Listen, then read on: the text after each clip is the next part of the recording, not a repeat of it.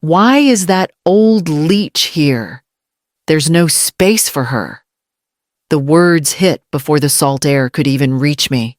I had barely stepped onto the porch when Aubrey's voice, sharp, shrill, entitled, sliced through the Sunday morning sun. My hand still rested on the railing. The door hadn't even closed behind me. There were people everywhere. Loud, laughing strangers sprawled across my chairs, dipping fruit into melted chocolate, sipping mimosas in glassware I didn't recognize. Someone had draped a white shawl over my porch swing. A golden retriever barked from the side yard, tugging a child's floaty across my grass. My grass. I blinked, confused. I hadn't told anyone I was coming. The house was supposed to be empty. I hadn't been back in months. Just the thought of hearing the waves again had made me pack the night before. I wanted quiet, a mug of hot coffee, to prune the hibiscus. Not this. Aubrey stood at the top of the stairs like she owned the place. Her dress was expensive linen, probably. Big sunglasses, barefoot. She didn't move. Nathan stood behind her holding a tray of pastries. He looked right at me, then down at the tray. My voice caught somewhere between my chest and throat. I tried. Aubrey turned her head, slightly addressing no one and everyone at once. She wasn't invited. No one said a word. The man in my lounge chair adjusted his sunglasses. The woman beside him poured herself another mimosa and glanced at me like I was the maid who arrived too early. I took a breath, then another. My heart pounded, not from anger, but from something deeper, something colder. I set my keys back in my purse and stepped backward off the porch. I didn't yell. I didn't argue. I didn't ask for permission. I simply walked to my car. I met Alan when I was 20. We had nothing but time-borrowed furniture and a tiny apartment over a hardware store that smelled like sawdust and lemon oil. He built things. I listened to people. It worked. By the time I was 45, he was gone. A heart attack that came too fast, too soon. Nathan was 16, still growing, still angry, still needing more than I had to give. I cried in the laundry room in parking lots behind steering wheels, never in front of him. I worked 2 jobs. School counselor by day, library clerk 3 nights a week. Summers were the worst. That was when the house felt the emptiest, when there was no bell to ring, no classroom to organize. I'd circle listings in the paper, whispering to myself one day, we'll have somewhere quiet. It took 17 years, but I bought the beach house in cash. 2 bedrooms, a little porch swing. The paint was peeling and the plumbing whined in protest, but it was mine. Mine to grow old in. Mine to watch my grandkids build sandcastles in the yard. I kept it simple. I brewed my coffee in the same chipped pot I'd had for 20 years. I planted jasmine near the fence and painted the shutters white. When Nathan got married, I offered them the house for their honeymoon. Just a week, I told them. You deserve something peaceful. Aubrey barely looked up from her phone when they arrived. Nathan kissed my cheek and said thanks, but the way she moved through the house like she was reviewing it, not visiting it, stuck with me. That week turned into 2, then 3, then excuses. Nathan said they needed time to decompress after the wedding. Then Aubrey wanted to get some content for her blog. Then it just became assumed. I didn't say no. I didn't ask when they'd leave. I just waited. Waited for my turn in the house I bought, with my hands, my hours, and every sacrifice no one ever saw. Until this morning, when I realized my silence had finally cost me everything. I should have turned around. I should have left when she called me a leech in front of strangers. But instead, I parked around the corner and walked back through the side gate, quiet as a shadow. The kitchen door was unlocked. Of course it was. Inside, the house felt like a showroom, cold, polished, unfamiliar. My curtains were gone. The rug I'd chosen to match the seafoam walls replaced with something stiff and beige. A row of crystal glasses sparkled on the counter, and there she was, breezing through the room in a linen-wrapped dress balancing a tray of mimosas, like she was born into money. Aubrey didn't flinch when she saw me, just raised an eyebrow like I was a stray cat tracking sand across her marble floors. "We've upgraded everything," she said, motioning vaguely around the kitchen. "You're welcome." My eyes scanned the shelves. The little red coffee mug Alan bought me in 1983, gone. The one with the chipped handle and fading gold script that read, "Mornings are earned." I opened the cabinet above the sink. Rows of sleek, matching mugs, colorless, brand new. Aubrey followed my glance and gave a little laugh. "Oh, that old thing, I think I donated it. We're curating a cleaner look now. Minimalist." She smiled as she said it, every word calculated. Sweet on the surface, bitter underneath. Nathan entered from the hallway, his sleeves rolled up, face flushed. He saw me, saw the empty shelf. He knew what that mug meant. He didn't say a word. "Aubrey," I said softly, "this is still my. We assumed you'd moved on." She cut in, handing another mimosa to a man with loafers and no socks. "Nathan said you hadn't been down here in months, and we really needed a fresh space to launch my new content series." Nathan set the tray down. He didn't look at me, not even once. And in that silence, I understood I wasn't supposed to walk in. I wasn't supposed to see what they'd already decided without me. I closed the cabinet slowly. My hands weren't shaking. Not yet. But they would be just a few minutes later when I saw the utility bill on the counter and read the name below Nathan's. I didn't sleep that night. I sat at my dining table with the deed spread out in front of me. My name was there, clear and legal.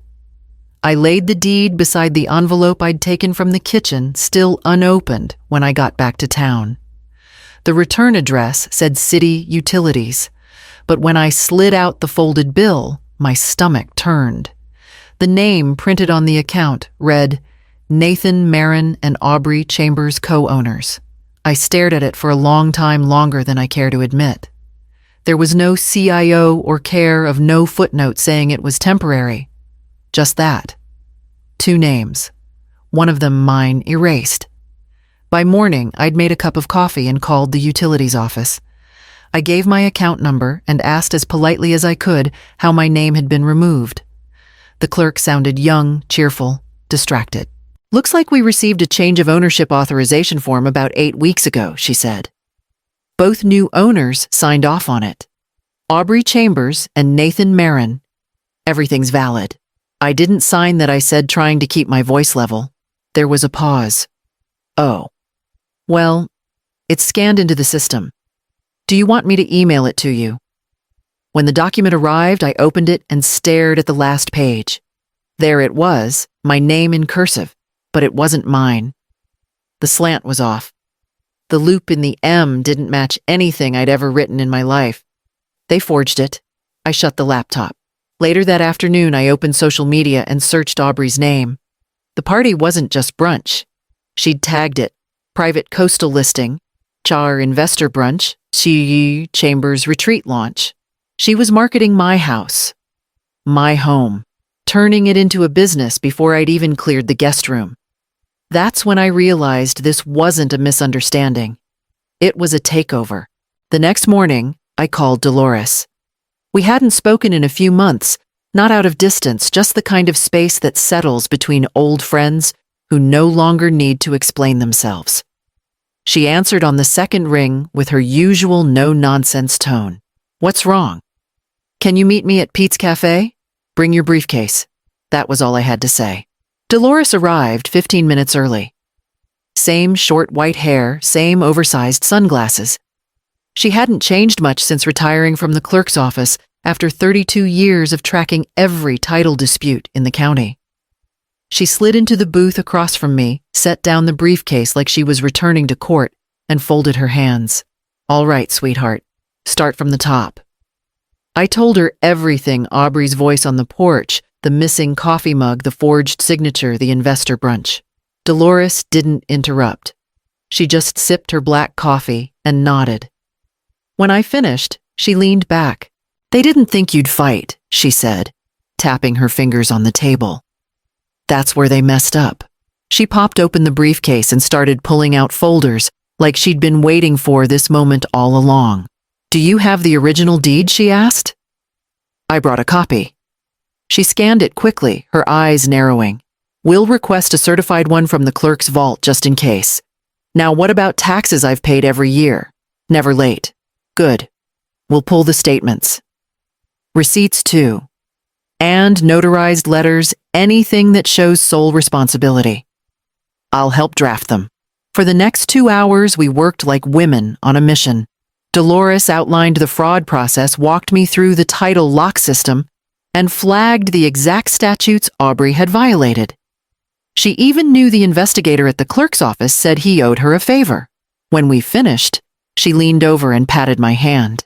"You've still got more power than you think, Corliss. You just forgot how to use it." I didn't forget. I'd just handed it over too many times. But now, for the first time in years, I wanted it back. The first message came while I was scanning old tax receipts at Dolores's kitchen table. "Hey, Corliss," Aubrey's voice chirped. "Look, I just wanted to say we assumed you'd be fine with everything. You haven't been using the place for months, and Nathan said you were taking a step back. We really didn't mean to make this uncomfortable." I didn't reply. 10 minutes later, another message. "I mean, the house needed an update anyway. All those knickknacks and picture frames made it feel like a retirement cabin. No offense, but it was kind of a time capsule, right? We're going for a cleaner, more modern vibe, something brand-worthy."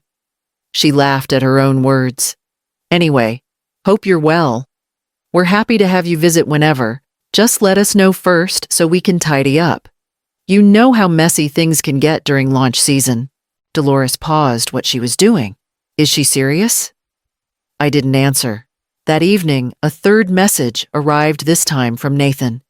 His voice was lower, slower, like he was trying to sound reasonable.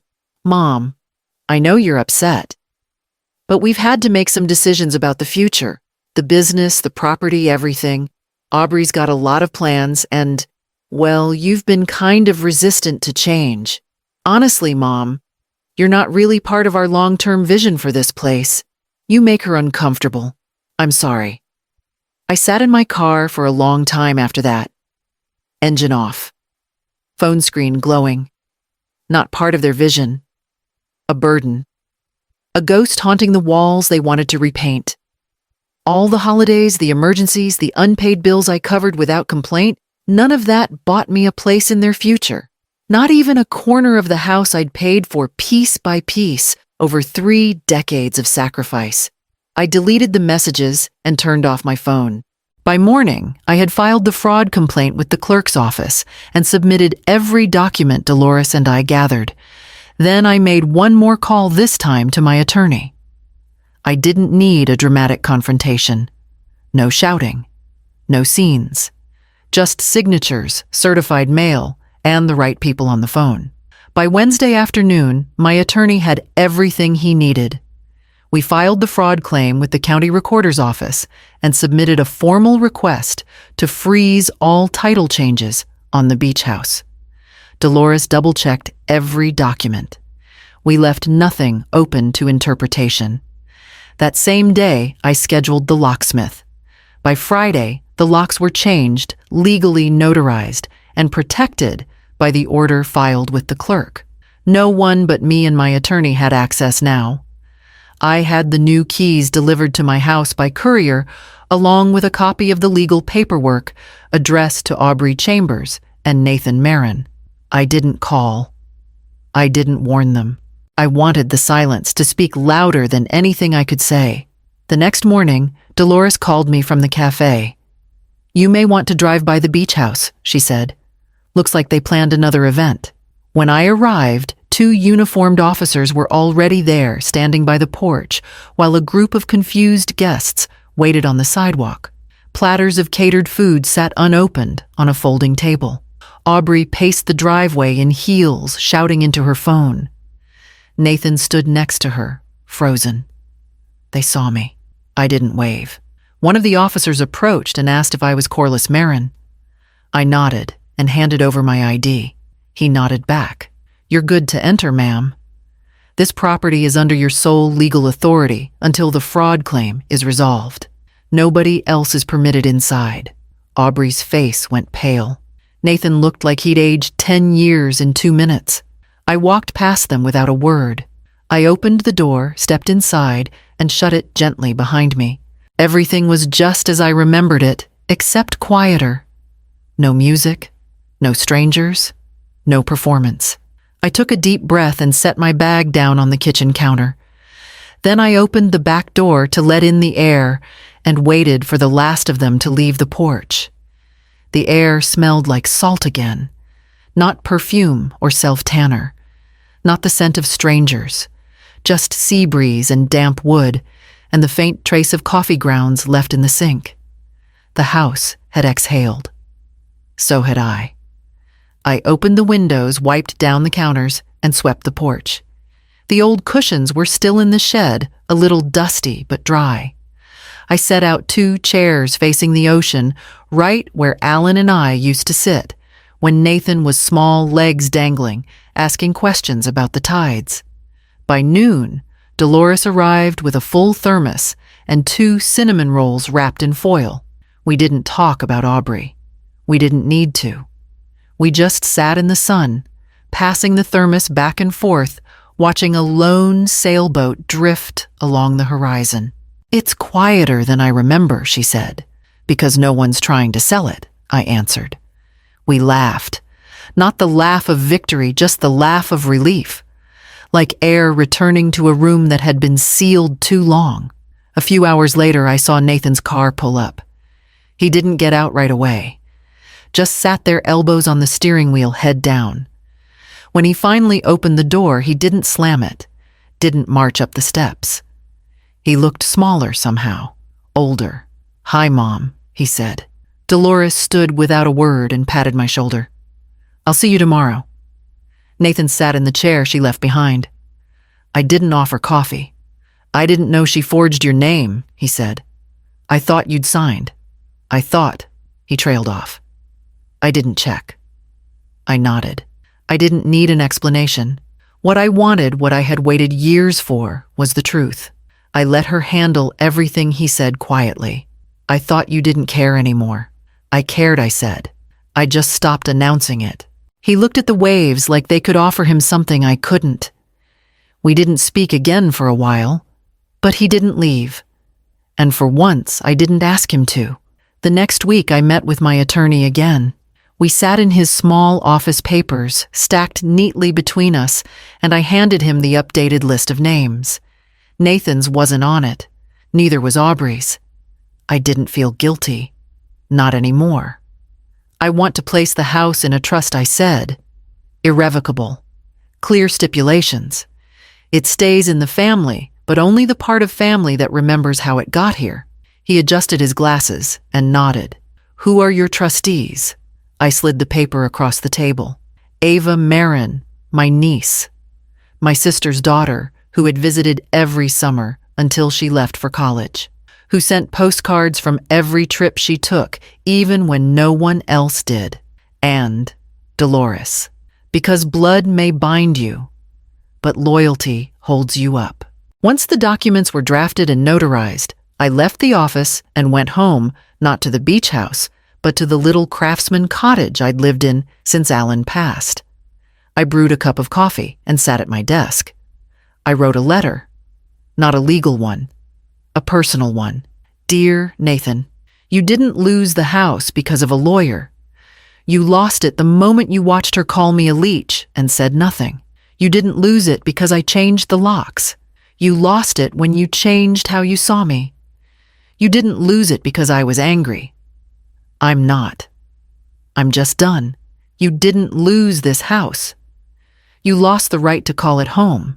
I folded the letter, sealed it in an envelope, wrote his name on the front in my neatest handwriting. Then I placed it in the back of my desk drawer behind old utility bills and expired coupons. Somewhere it could wait. I had no intention of mailing it. Not yet. but I needed it written. Because some legacies aren't passed down in blood. Some are earned in the quiet moments on porches with people who stay. The sun was sinking low when I settled into the porch chair with a fresh cup of coffee. The same chair, same view, same rhythm of waves I'd counted on for years. And this time, it was only mine.